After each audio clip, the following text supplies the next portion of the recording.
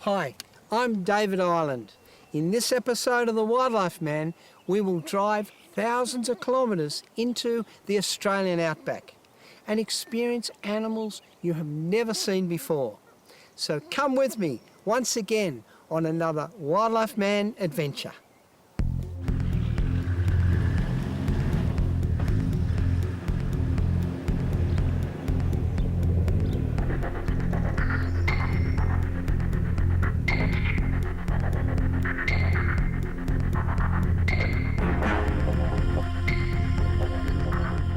Our goal is to explore the remote corner country, where the borders of New South Wales, South Australia and Queensland meet.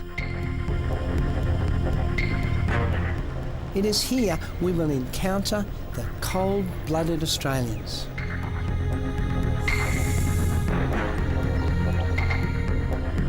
The corner country has some of the harshest environments in Australia's outback. It is here we will encounter species of ancient reptiles not found anywhere else on the planet. Early European explorers used donkeys as pack animals.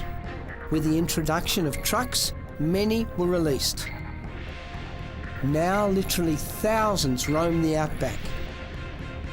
I'm going to try and catch these desert donkeys out here, but they're going really fast. Here we go. If I make a mistake and I put just one wheel in a pothole, we'll smash an axle. So I've got to be so careful. Look at them go! Wow! How fast are these guys? Woo-hoo! Mobs of feral goats also thrive here. Overgrazing and sharp hooves destroy the fragile habitat of native marsupials and reptiles.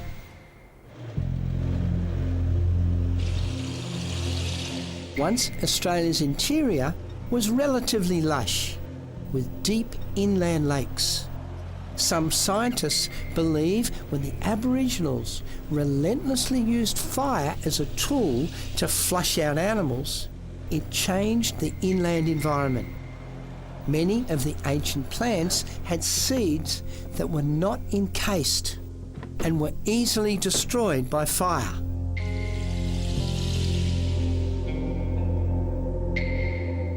Ancient inland marshes became vast salt lakes, deadly waterless places that offer no shelter from the sun.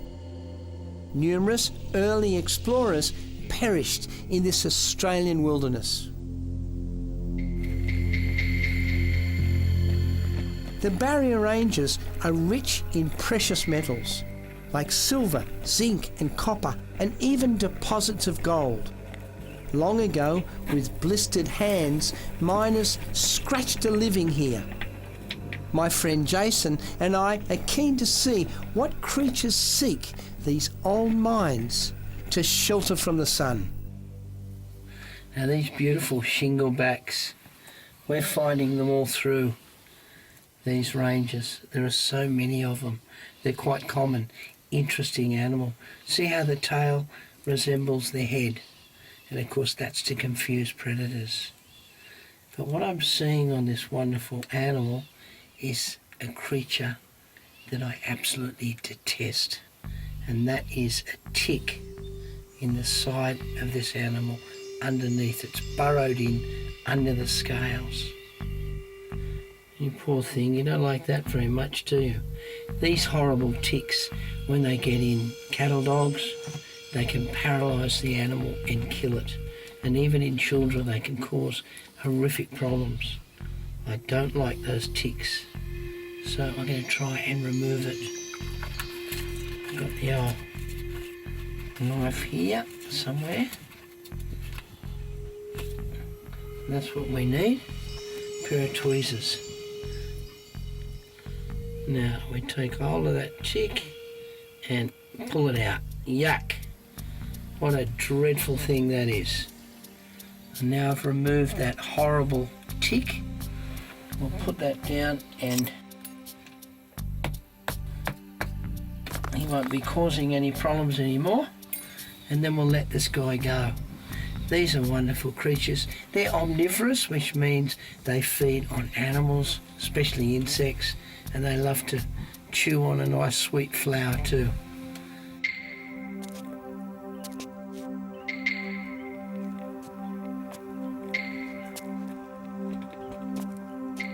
Come on out, mate.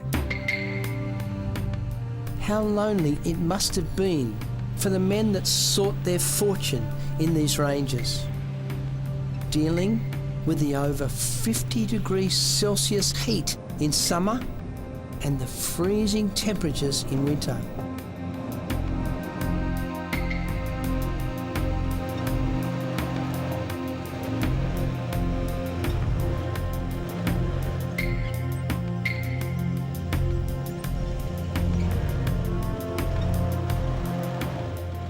Some miners dug deep, dangerous shafts, seeking the precious metals.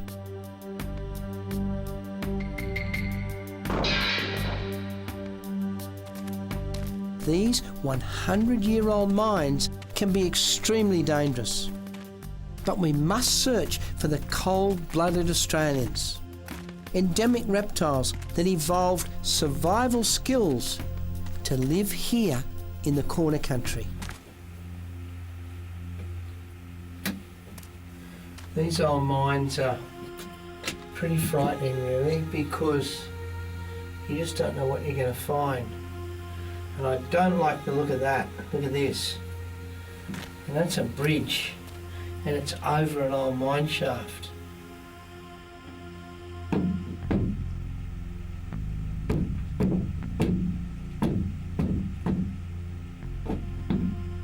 Alright, we'll try and get across that, eh? Hold on to the sides, mate. What do you think about it? Yeah, it drops down a bit. Come on through. Keep an eye out for spiders too. There's lots of spider webs. I'm not quite sure what they are. When the miners worked these underground mines up here in the barrier ranges, they had encounters with wildlife, and some of the wildlife were not that friendly.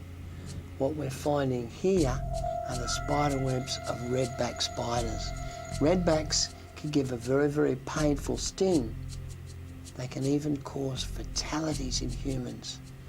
And everywhere I look in this section of the mine, there are redback spiders. I don't like them very much.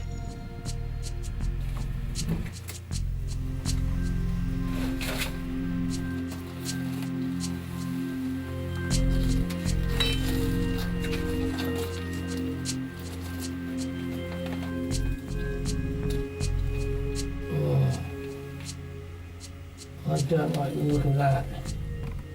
Just drops down forever. Oh.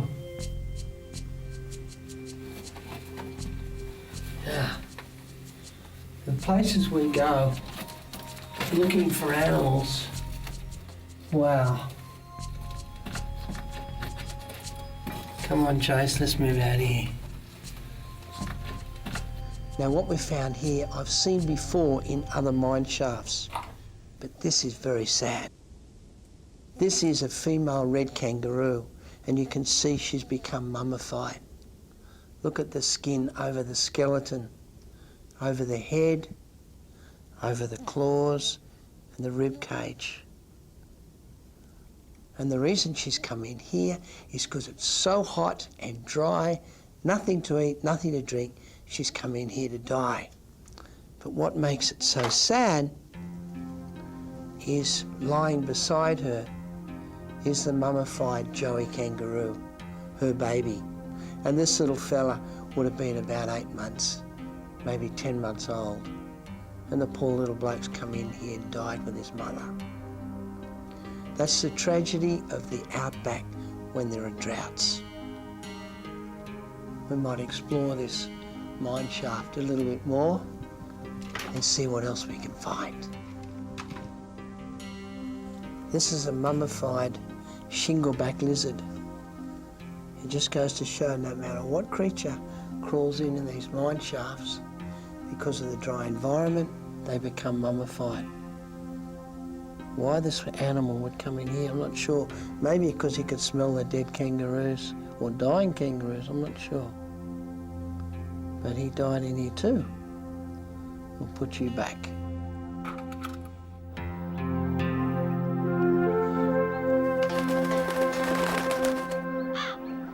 Even the old ramshackle miners' huts are worth inspecting for reptiles.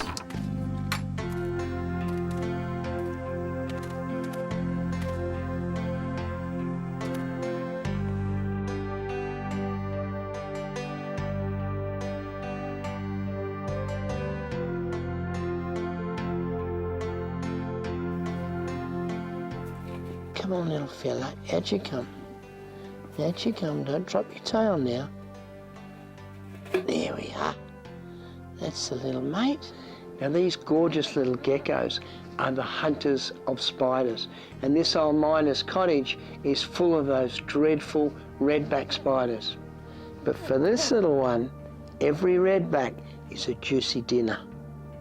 They're amazing little creatures, these geckos, because they don't have any eyelids. So how they clean the dust out of their eyes is to bring the tongue up and wipe the eye clean. They're lovely little soft-bodied creatures. So we'll let you go, mate. But how you handle the heat in this miner's cottage, I don't know how you do it. But you're happy, aren't you? Come, we'll let you go. Yeah, mate. Do you want to go back under your kettle or not? No?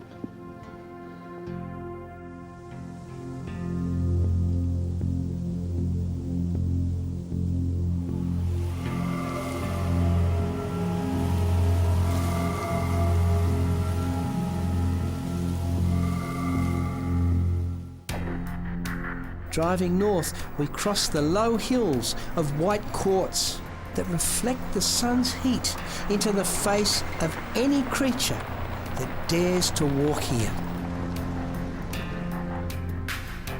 Further north, we drive into the rolling red sand dunes and are confronted by a man-made barrier that stretches to the horizon. We've finally arrived at the Dingo Fence, the longest fence in the whole world. It runs from Queensland through New South Wales and all the way down through South Australia. This fence was built to keep the dingoes out of the sheep country, and it works very well. The only problem is dingoes feed also on rabbits, and on this side of the fence, the rabbit population is starting to increase. On that side where the dingoes are, the numbers of rabbits are really low. So that's a problem. But if you get 10, 12, 15 dingoes come through, 1 or 2 in that mob will attack the sheep. And one dingo can kill 20, 30 sheep in one night. So what do you do?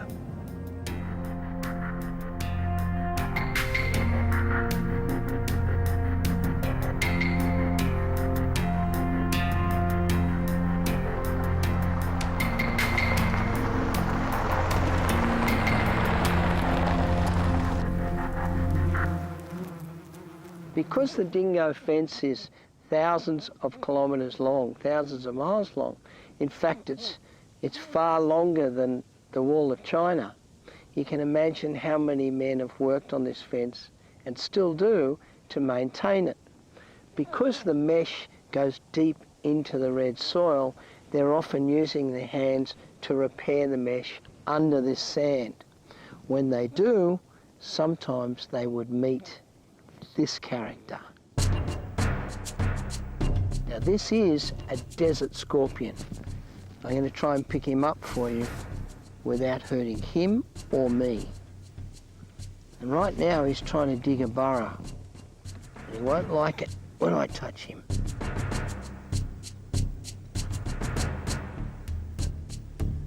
Got him. Ah, bugger nearly got me. I've got him now. Just keep those claws from biting me. I'm having trouble with this bloke. I can grab the stinger, but he's getting me with the claws. Try again. There he is again. These desert scorpions pack a real punch. The venom in that sting is very, very painful. In fact, there have been fatalities from scorpion stings. These animals will hunt almost any creature they can find that's small enough for them to sting, paralyse and eat. Those nippers on the front there, around the head, they grab hold of the prey, then they bring the stinger up over the back of their head and inject the venom. And I'm actually holding the stinger in my hand. What happened before was when I grabbed hold of it, he brought the nippers up and got me with his nippers, and I had to drop him. Aren't they frightening creatures, these desert scorpions? I'm going to put this bloke down now. You can dig a new burrow now, and thank you for not stinging me. Now if I touch him on the tail, you'll see how fast he is. Watch.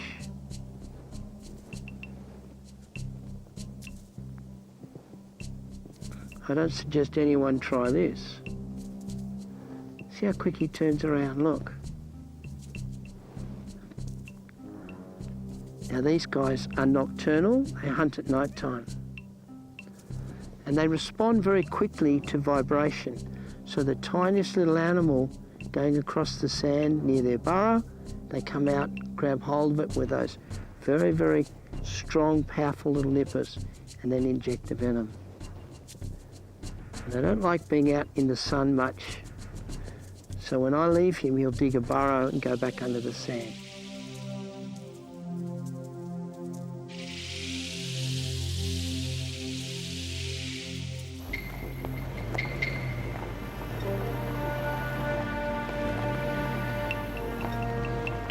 Unlike reptiles that regulate their body temperature by relying on the environment to gain or lose heat, red kangaroos are truly warm-blooded and have evolved to withstand the extreme temperatures of the corner country.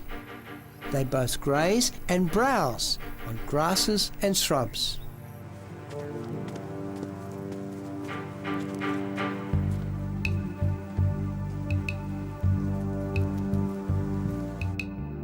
Jason and I walk the dunes and search for more reptiles.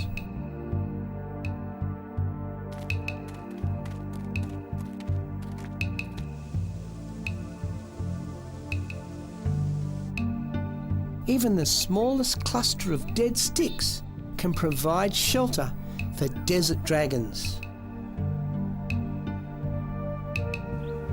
Hello, little fella.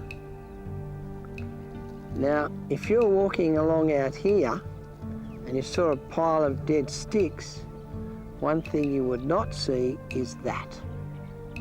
Because sitting on these sticks is a beautifully camouflaged little central netted dragon. Look at this gorgeous little creature. How beautiful is he? Look at him. Quite long legs, so they're pretty fast, and they love to feed on things like, hey, don't bite, just relax. Calm down, you're on camera. You're on camera, just calm down. Right, don't panic. Bit of stage fright there. Quite long legs, as you can see, so they can really get up and gallop across the sand, and they love to feed on grasshoppers. but they'll take almost any insect they can catch, even very, very small lizards. These little guys would probably eat a gecko as well. But they rely on their camouflage not only to get close to prey, but also to escape detection by animals, especially birds like hawks and harriers. Okay.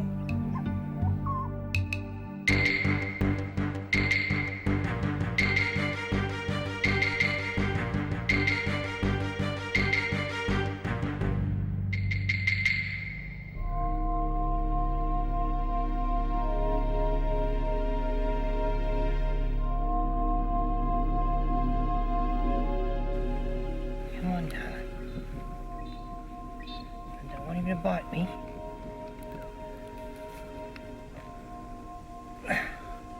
Where's that head? I gotcha.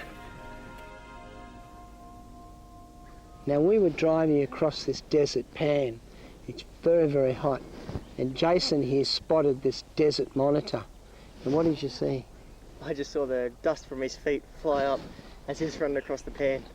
These animals are so fast. They're the cheetah of the lizard family, these monitors, these desert monitor. Wonderful, lean, mean, muscly machine. Gorgeous creatures. And they'll feed on anything they can catch, from birds, lizards, and even snakes. They're so quick, and those sharp claws can excavate any burrow very, very easily. They live in very small, shallow burrows. They can climb trees, but mostly they hunt on the ground. Now, inside that mouth of this monitor are very, very sharp teeth, but also a very basic mechanism for delivering venom. And we've only just found that out fairly recently. The scientists have discovered... Whoa, he nearly got me. He nearly got me. He nearly got me. I was just about to find out. There goes my hat. Can you put my hat on my head, please, so I don't get sunstroke? Now those talons then just sunk into my finger, and for a second they nearly got hold of me. Now, as I said before, these creatures are very fast, so I'm going to let him go and show you just how quick they are. You reckon you can catch him again? Probably not. All right, let's see if you can. Come on, we'll try.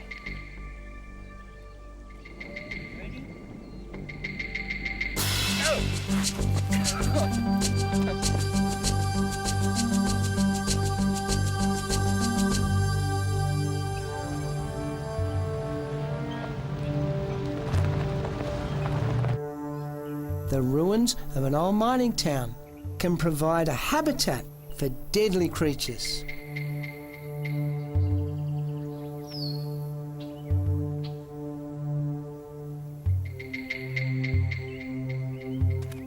Anything in there? Looky. No? Okay. Try over here. Follow me. Now, Jason and I have just been exploring the ruins of this old post office. It was built back in 1881 here at Milparinka. And turning over the rocks, we found this creature. It's hard to imagine an animal that is more frightening than this. This is the giant desert centipede. And unlike a millipede, which are non-venomous and herbivorous, these animals are carnivorous. The front legs under the head have evolved to be fang-like, and they can deliver up to 1 mil of really painful venom. These animals hunt all sorts of creatures, from little marsupial mouse, the chicks from a ground nesting bird. They'll kill cockroaches and spiders and even small lizards. And I'm going to touch this guy and get him to walk up and down this stick for you in a minute. But I've got to be very careful, because if I'm allergic to the venom that this creature, this animal can deliver, then it could be a fatal bite. There have been fatal bites from giant centipedes. Very few, but enough to make me very wary of this creature. Now, how about we make you run up and down the stick? Would you do that for me? Come on, you run up and down the stick for me without biting me. Come on. Come on. That's the boy. And there he goes. Whoa, yeah. Oh. Gee, I don't like doing this much. He makes me a bit nervous, this fella. Up you go. I'll just change hands. Beautiful, what a performer. I'll just turn him round. And you run up the other end now. Come on. Run up the other end, please. Come on. That's the boy. He's performing beautifully. But somehow I don't think that the giant centipede and I will ever be mates. Somehow, I don't think we'll ever be great friends.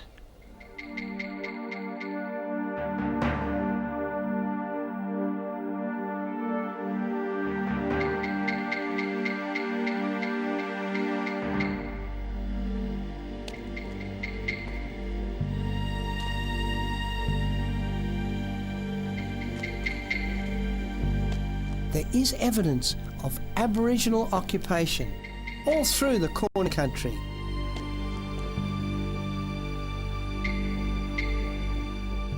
There is an engraving here, by the way. Yeah.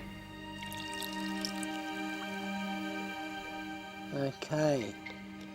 By wetting down this old rock, I can see evidence of Aboriginals. What the Aboriginals did is when they came into these old creek beds to hunt and to drink, they would often engrave with very, very hard rock animals into the rock. So they would chip away and engrave their totem animal. Might be kangaroo or wallaby or turtle or snake or goanna. And we can see here the footprint of a kangaroo. So the Aboriginals chipped that out, most probably with hard quartz. So these are very, very special places.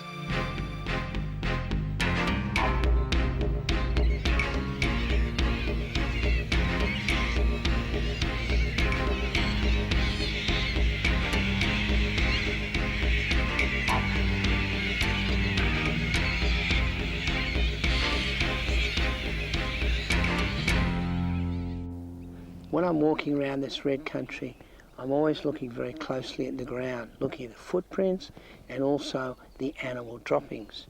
And what I've found here are the droppings from European backpackers. And I can tell that quite easily by all the seeds. They've obviously been feeding on muesli bars. No, I'm just joking. This is really the droppings from emu. And if we look closely at emu droppings, probably something you don't normally do, you can see just how much seed matter there is in their droppings. So emus play an important role in the outback because they feed on shrubs, little bushes, vegetation and grasses, and then they distribute those seeds, and they distribute them in a package of fertiliser or dung. So they play a very important role in the Australian outback. As for European backpackers, they play an important role for tourism, not for spreading seeds. We'll keep moving.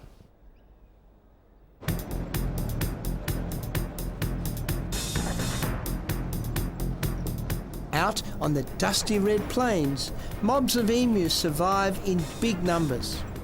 Heavily muscled legs and small wings make flying impossible. But no native Australian animal can run like the magnificent emu.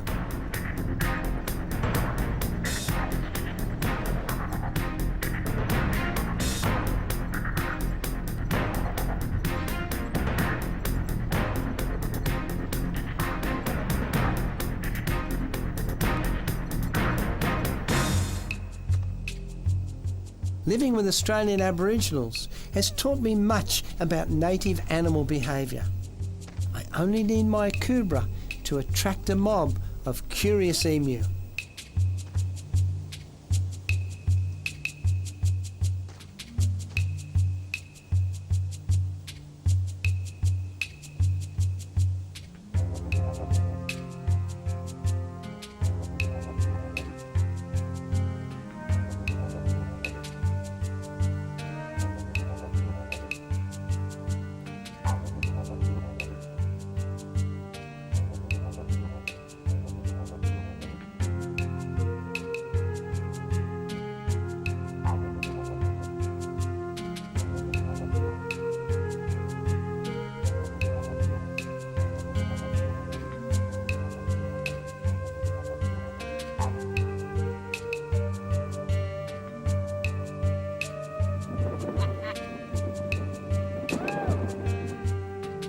There are small creeks that cross the corner country. There's a beautiful little creek here. It snakes its way through the outback, and you can see these snow white river gums on the banks. You can hear the birds. It's a pretty place. But it's also a sad place because this is Depot Glen. Back in 1845, Captain Charles Sturt, he was trapped here for nearly 6 months. They couldn't find water in any direction for many miles. He was on an expedition to try and find an inland sea. They never found one. All the men suffered with scurvy. In fact, James Poole, he died and they buried him under a tree. You can still see his initials carved in the trunk. North of this country, Burke and Wills, they perished on the Cooper. They starved to death. And the famous explorer Leichhardt, he travelled north through this country and they never found him again. When you explore the Australian outback, you need to be well prepared. Some of the ancient inland lakes still exist today. The banks of the Menindee offers a perfect habitat for reptiles.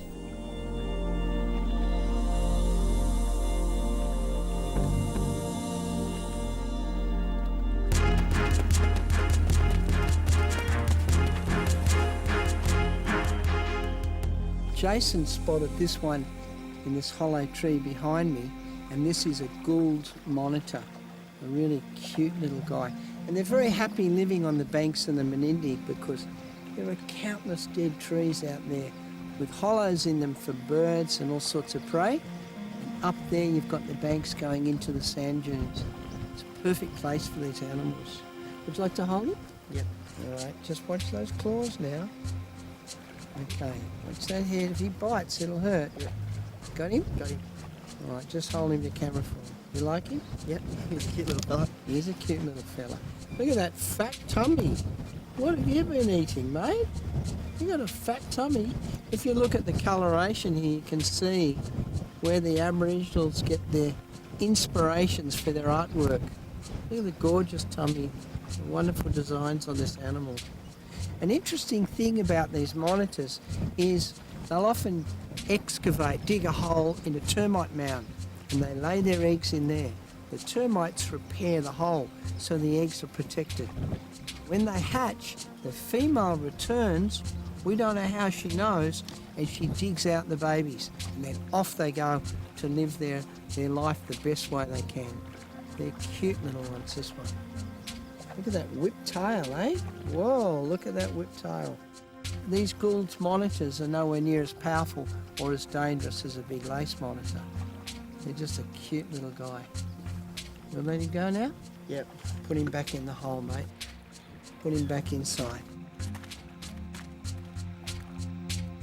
Tomorrow we will explore more of the dead tree forests that surround the Menindee Lakes.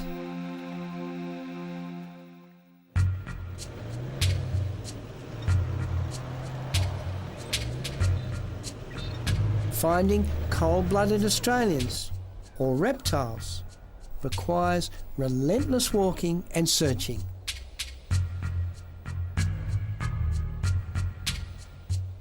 Some people regard these forests of dead trees and logs as rubbish, something to be bulldozed into a heap and burnt, when in actual fact all these old dead logs represent the habitat to a huge diversity of Australian outback animals, especially creatures like this one.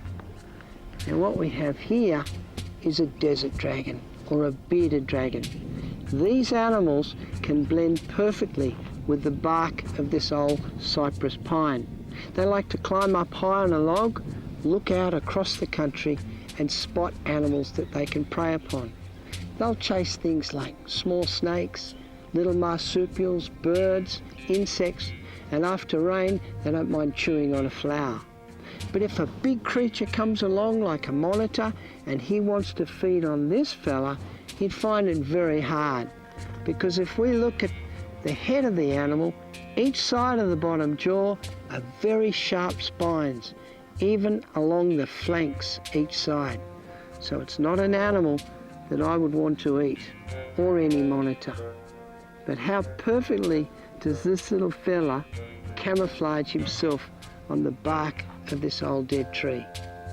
We might let him go and see if he scurries up there. Do you want to scurry up there? Do you want to scurry up the tree? There's a lot of people watching you. They want you to scurry up the tree. Hello? Can you scurry up the tree for me, please? Come on, there's 500 million people watching this. You scurry, go, like run up the tree. Can you run up the tree for me? Like run, scurry, that's it. I'm keen to find one of Australia's largest monitors. But heat and exhaustion is taking its toll on my energy. Well, we're out on this floodplain, and as far as I can see, there are dead trees. Perfect habitat for the big lace monitor. And maybe in one of them there is one that we can catch and show to you. But which one? Feels like we've been walking forever. We'll just keep trying. It's hot, lots of flies. I'm getting tired, but we'll keep looking.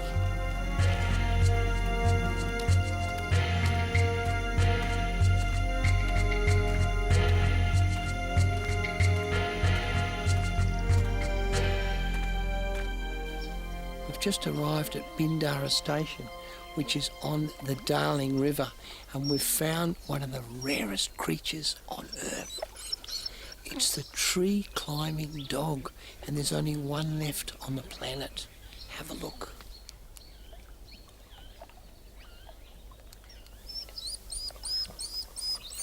Hello, darling. What are you doing up the tree? What are you doing up the tree? Hey? You're a dog. You shouldn't be up trees. Tomorrow we will search the banks of the Darling River for lace monitors.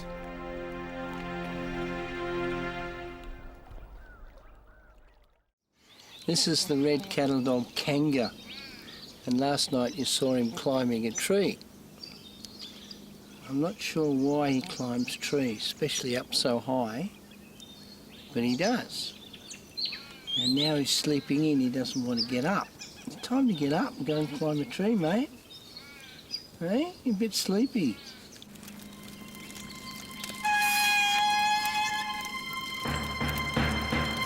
Jason and I paddle down the river, scanning the trees for monitors.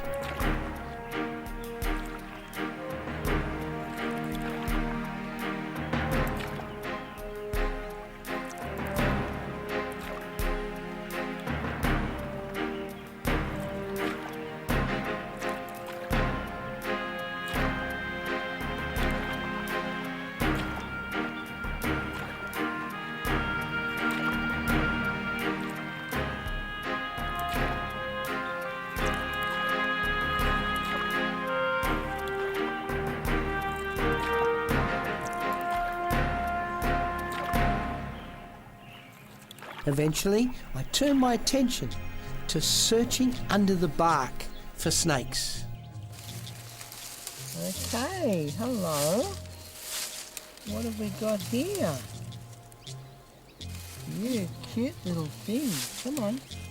There's two of you here. Out you come. What a precious find. Now these animals look a lot like worms, but really they are snakes. These are blind snakes, they're insectivores. Now an interesting thing about this country, when these old red gums die and they drop to the ground, it's the termites that munch them up, and they return the nutrition from the old red gum back into the earth. It's these little snakes that feed on the termites, these little blind snakes. They're cute little things, totally harmless and non-venomous.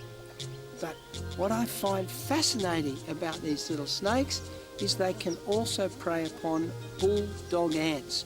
And a bulldog ant, when it bites a human, it stings like crazy. But These little guys are immune to the sting. These gorgeous little blind snakes. We then encounter a tiny, deadly snake. You feisty little fella. Come on. Come on. Gotcha. No. Gotcha. Oh, look at that. We just caught a little baby brown snake. And this guy is venomous and very, very dangerous. Look at him. Look at this gorgeous little creature. This is a baby brown snake. And these animals are highly toxic. Even this size, they can deliver enough venom to make a grown man very, very sick. Look at this gorgeous creature. These brown snakes, the venom attacks the blood, the vital organs, and also it's neurotoxic. So it also shuts down the heart and the lungs. The venom in brown snakes is highly toxic to humans. Why these animals are so dangerous is because they're attracted to farmhouses. They love to feed on mice. And of course then they come into contact with people. So I don't suggest anyone try tailing a baby brown snake or an adult, because they're a very dangerous, venomous snake. We might let this little guy go. You're a cute little thing though, aren't you? But a little bit deadly. Off you go. Ooh, cranky, eh? Cranky. Look at him striking. Look. You watch him strike, look. Him striking, he's cranky, he's coming after me, look. All right already.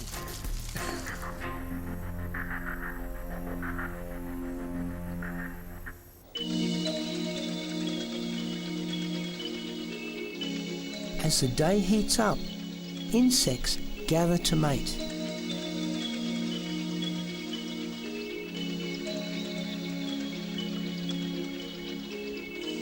And a large monitor is found warming his cold blood in the sun.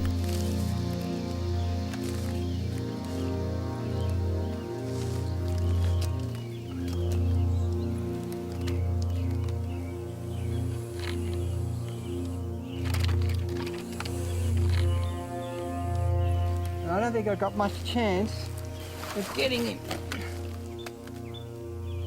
I could try.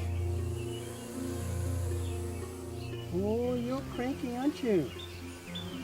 You're cranky. You've got to get hold of that neck.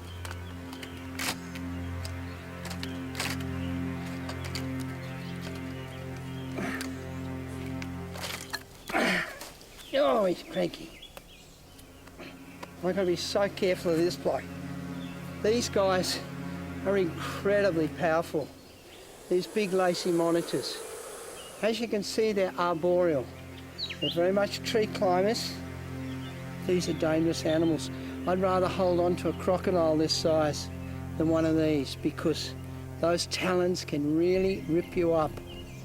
And inside that mouth, the teeth are laden with bacteria, but also, oh, I know you're cranky, they can deliver venom. They're venomous. And I hunt all sorts of things, from possums, birds, rats, and even snakes. Wonderful Australian dragon. They're related to the Komodo, but a dangerous animal to handle. I'll let you go now, okay? Don't you come back on my face. There's your tree. What are you going to do? Don't you come back on me now. Right. Now my problem is I've got to try and get out of this tree with him not getting me. Well, he got me, and I deserved that because I was playing with him too long. Eventually he'd had enough. So I'm going to have to bathe that very carefully in hot water and disinfect it and watch out I don't get infection. We leave the corner country and drive to the Megalong Valley in the Blue Mountains.